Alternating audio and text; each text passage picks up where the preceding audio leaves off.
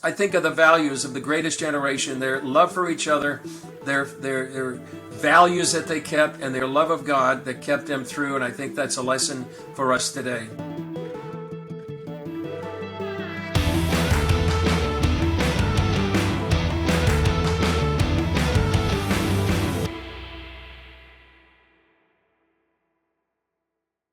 Welcome to Global Perspectives.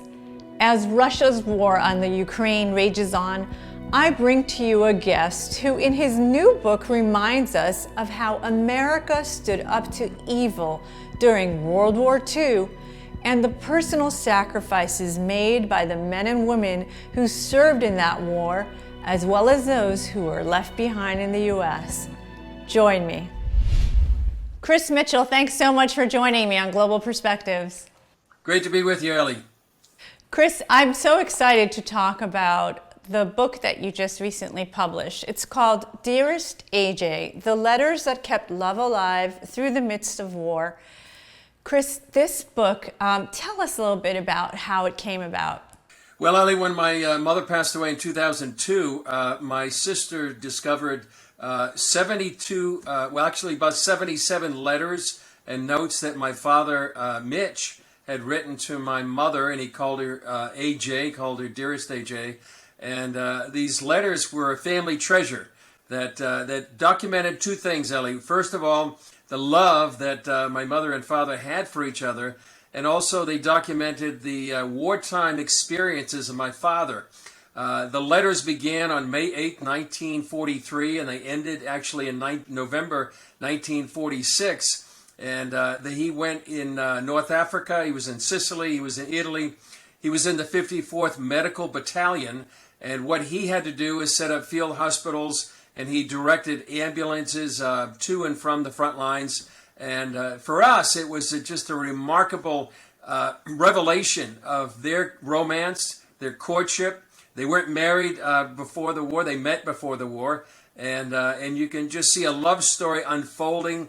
He remembers many of the things they did before the war, and he recounts things that he experienced during the war, and just a wonderful treasure, family treasure. So the book is called Dearest Aj, as you said, and it's really a family legacy, but also something that we want to share with the world, which is a wonderful love story. And I think because of the situation in the world right now, it's really a reminder of what values will maintain during these times, perilous times: love for each other and faith in God.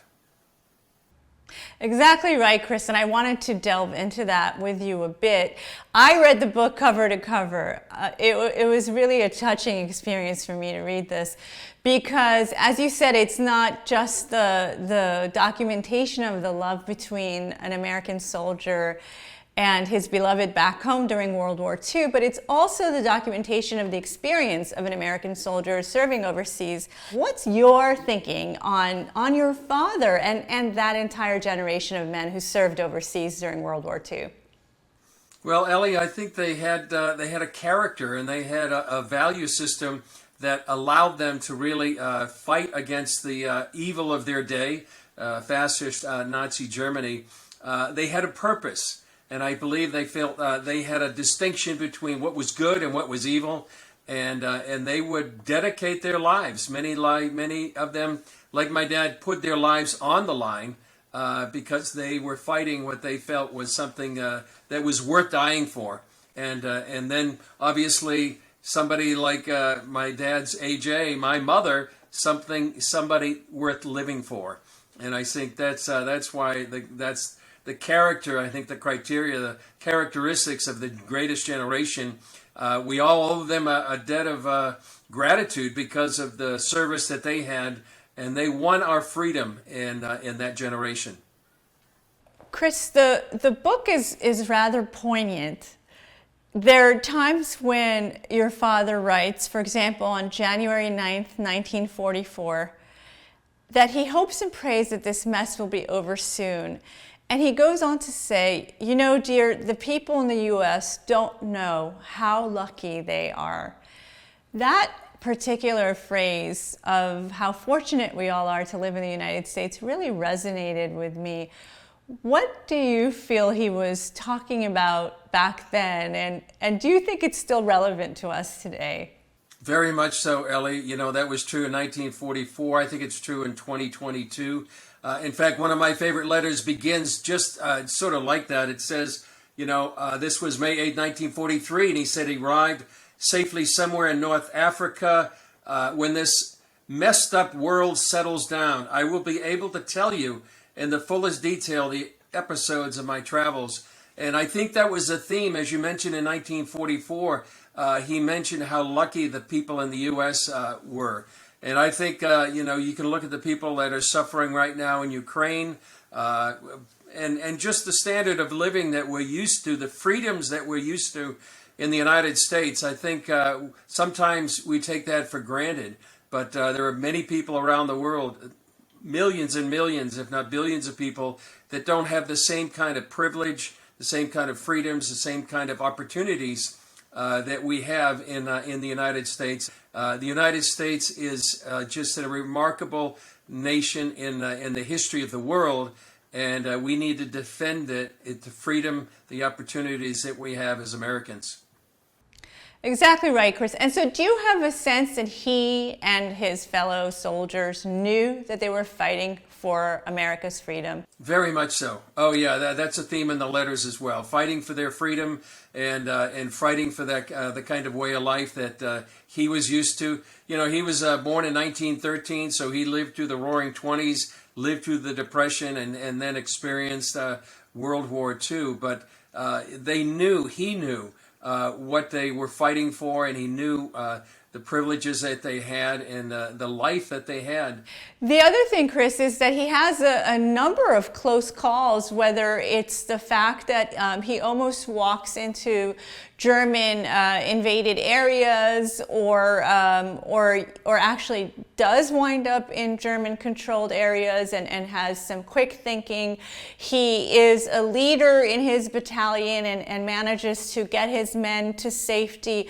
And then as we read the letters, we find out, and he finds out, that his own brother is coming over to serve as well. And I can't even imagine what it was like for American families at the time to have more than one member, more than one son serving in the Army. What did you hear growing up about that experience? You know, the close calls, having your uncle serving at the same time. One of the close calls that he had was when they were right near the enemy, and they actually had to take refuge in a church. And his driver was on one side of the church. He and a few others were on the other side. The driver, whom he was very close to, decided to make a run for it and thought where they were was a safer place. As he was running, a mortar shell hit close by. A piece of shrapnel literally went through him, and he said he had died before he actually hit the ground. We heard that story many times. Another story he talked about, and really he talked about it several times in the letters, is artillery. This idea that, you never knew when a shell could actually hit you in your foxhole or in your tent. And I remember one time he was recounting that to me and my sister, probably many years after the war. He literally broke down and began sobbing because he was reliving the terror that these artillery shells were. And so it was still, years and years, decades after the war, many of these men, just like my dad, continued to relive what it was like. And you talked about his brother, my Uncle Tom. He ended up actually as a replacement, and he was not that far from my father. He actually was able to get him transferred out of an infantry unit, and then he got into his unit. He became an ambulance driver, and he actually was one of those ones who was actually found himself in German territory. Thankfully, he was able to get out. But it was really, that was sort of like a little Saving Private Ryan episode in my dad's life. But we heard these stories over and over, and then to see them in the letters was it really is a treasure, a family treasure, that I hope to be able to pass along to my children and grandchildren. Absolutely, and I think really important for all of the young people in the United States as well, who are now at this point in history so removed from World War II, and what you were referring to earlier, the evil of the Nazi machine, the effort that the Nazis were making at the time to truly take over all of Europe. And in fact, your father wound up receiving medals, and he was awarded. Could you tell us a bit about that?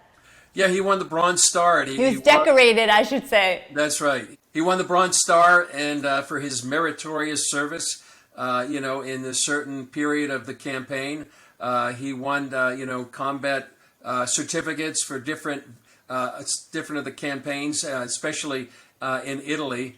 He actually contracted malaria when he was in Sicily. He went down to 120 pounds, and then he rejoined his unit.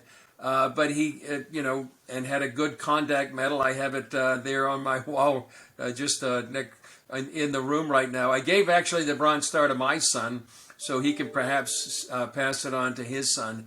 One of the things that happened in the letters is that when they landed on D-Day in Sicily, near a place called Gila, he actually had to make a split-second decision when they landed on the beach. Apparently, if they had gone to where they were supposed to go in his orders, they would have gone right into a German ambush or German artillery, and he decided to go the other way. And because of that, he probably saved much of his unit. And so he had to make those kind of decisions throughout the campaign. One thing that I remember, Ellie, reading these letters, they didn't know how things would turn out. They didn't know they were going to win the war. It wasn't a certain outcome for them. And it really, as I mentioned, it was their love for each other, their faith in God that really kept them through these perilous times. And I think that's a lesson for us today. When we see so much uncertainty, we see this war between Ukraine and Russia, people talking about a third world war. We talk, inflation, and it has an economic impact around the globe. Those, I think, are the values of the greatest generation, their love for each other, their values that they kept, and their love of God that kept them through. And I think that's a lesson for us today.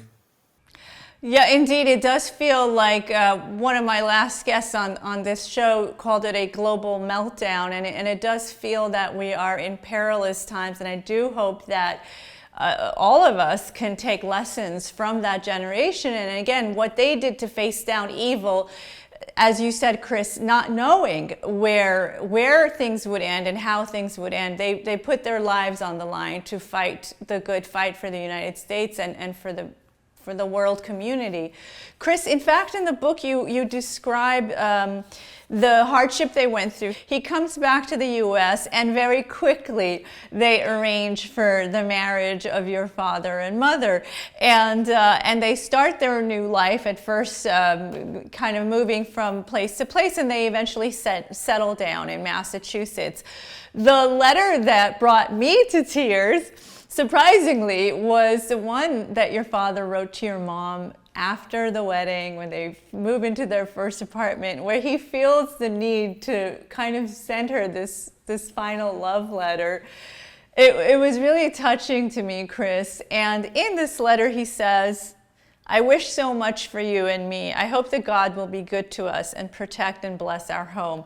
You write in the book that God was indeed good to them. Tell us about the happy ending to their story. Well, the happy ending was, 53 years of marriage. And here's the letter that you're talking about. And to me, it's my favorite as well. The beginning letter, May 8, 1943, when he lands in North Africa. And this letter, November 20th, 1946. And I guess it really, to me, epitomizes the love that they had for each other, that didn't seem to waver, at least in our experiences as growing up with Mitch and Dearest A.J. And I love it. I love it that he felt like the first letter that she would receive in their new home, and they just talked about a chair they were going to buy, would come from him. And I thought that was it is so poignant that he would want to do that. And it's sort of the bookend. The first one was May 8, 1943, arrives safely in North Africa, and then November 20th, 1946, that sort of bookend. The chapter in their life is ended. They begin their new life together when they had 4 children, Brian, Kevin, Jean, and me. I'm the youngest. And then they had 53 years. It's really a touching story, and I was just so moved reading it. Chris, I'd love to shift us now a bit to Chris Mitchell. You're the person. You are the Christian Broadcasting Network's Middle East Bureau Chief, serving out of Jerusalem for many years now.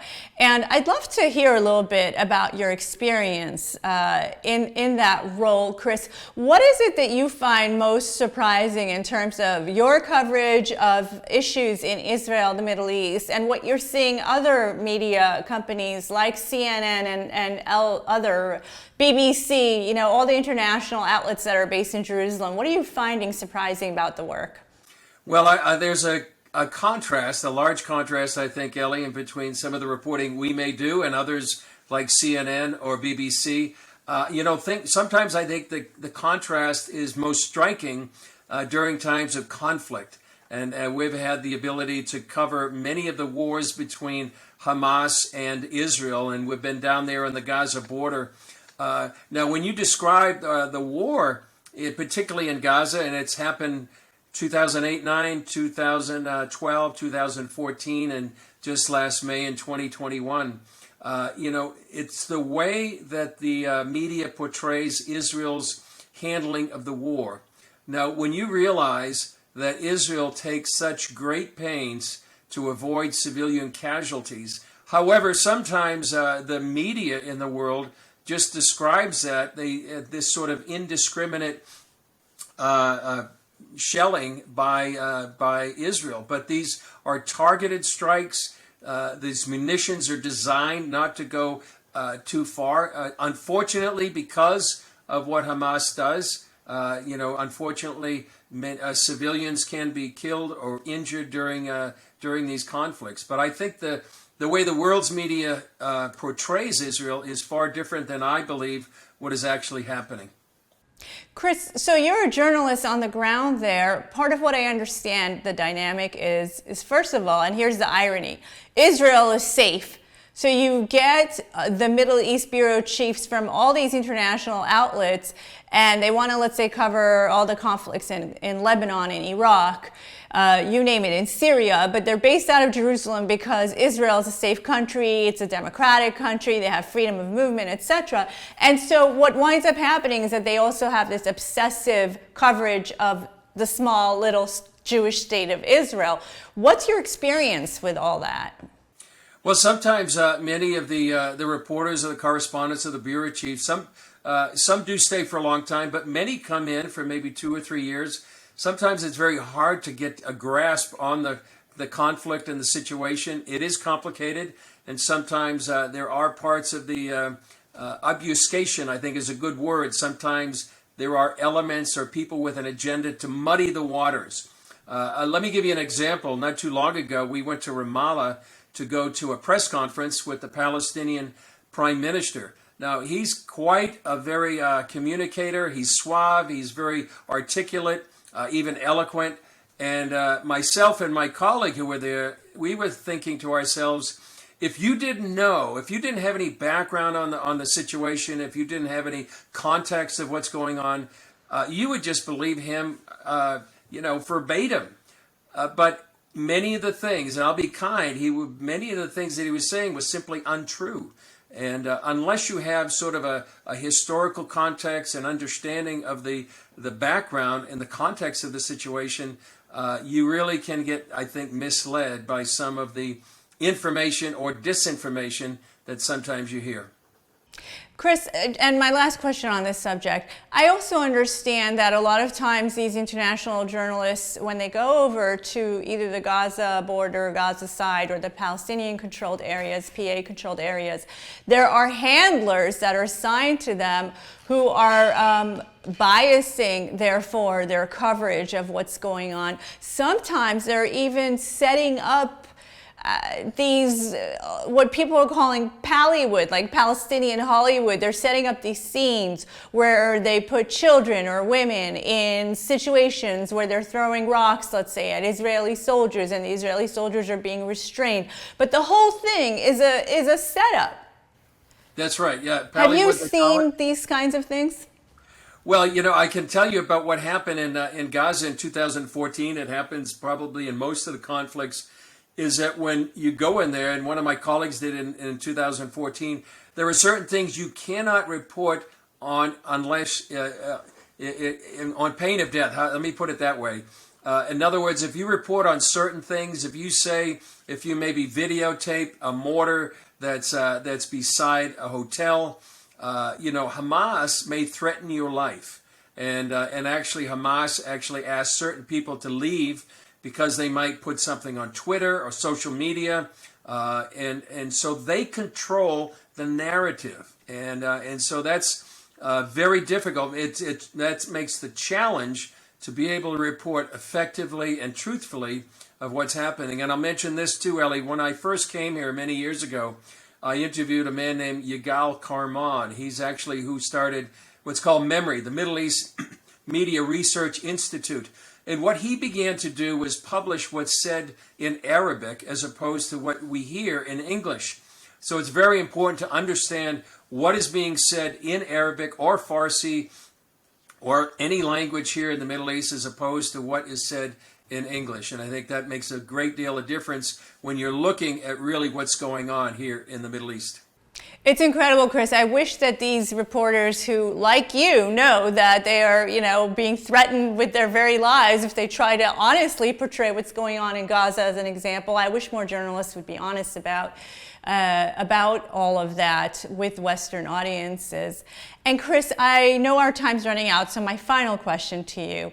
I personally have experienced what I believe is love that the Christian faith community has for Israel and the Jewish people. There's a historical hesitancy among a lot of members of the Jewish community to embrace this love that many Christians have for Israel and for Jews. Can you tell me what motivates you and what you believe motivates your fellow Christians in their support for Israel and for the Jewish people? Well, I understand that the history, Ellie, has been a 2,000-year-old history of anti-Semitism, much of it from the church, tragically and sadly.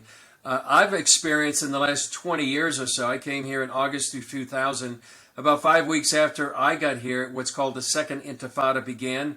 And so for my wife and 3 children, living in Jerusalem was a dangerous place, and there were suicide bombings, bus bombings, shootings near home, school, and work. During that time, it was the evangelical Christians who actually kept coming to Israel.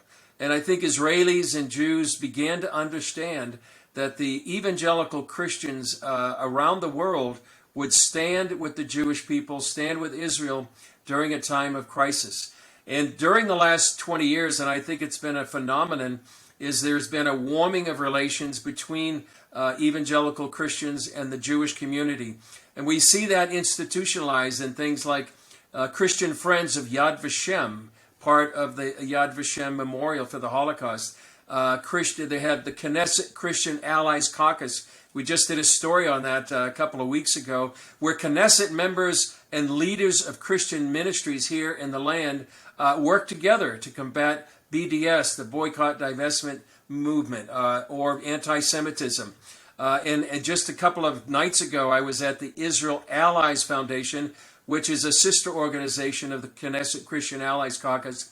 There are 50 caucuses and chapters around the world representing 1,200 parliamentarians, lawmakers, who actually in their own parliaments around the world, whether it's Sweden or Liberia or the United States, will try to advance legislation to stand with Israel. So despite the 2,000 years of very tragic history, there is an unprecedented warming of relations between evangelical Christians and the Jewish community and the state of Israel. And it's a wonderful thing to see unfold.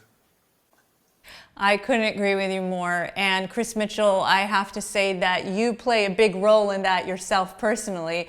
So my gratitude to you for all that you do for your fair coverage of Israel and the friendship that you are helping to grow between the Christian faith community and between Jews worldwide. Chris Mitchell, thanks so much for joining me on Global Perspectives. Great to be with you, Ellie, and thanks for your kind words.